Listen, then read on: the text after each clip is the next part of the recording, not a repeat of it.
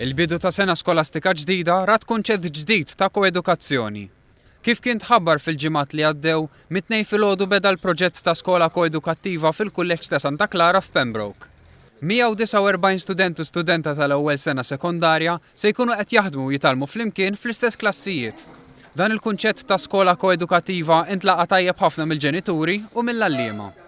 Il-Ministru għall-Edukazzjoni u x-Xogħol Evarist Bartolo għalli dan huwa biss il-bidu ta' din il-mixja u wera l-entużjażmu tiegħu għas-suċċess ta' dan il-proġett. Ferħana għaliex il-kelma li tajna li malli tiftaħ l-iskola ikun hawn skola mibdula, skola li fuq anfaqna kważi €900,000 biex tilqa' fiha lill-istudenti, tilqa' fiha lill-edukaturi u l-ġenituri bil-faċilitajiet sbieħ anke sportivi li għandna warajna hawnhekk.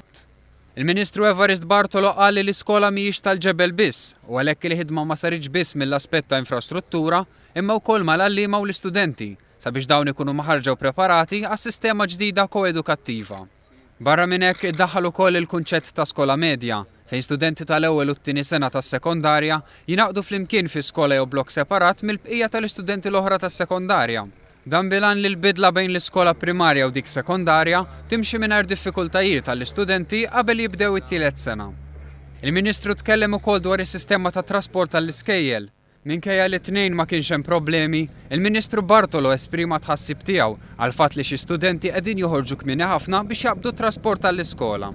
Saħaq li hu ma jaqbilx mas-sistema preżenti li qiegħda twassal biex tfal qegħdin iqumu qabel is-sitta ta' filgħodu biex jaslu l-iskola.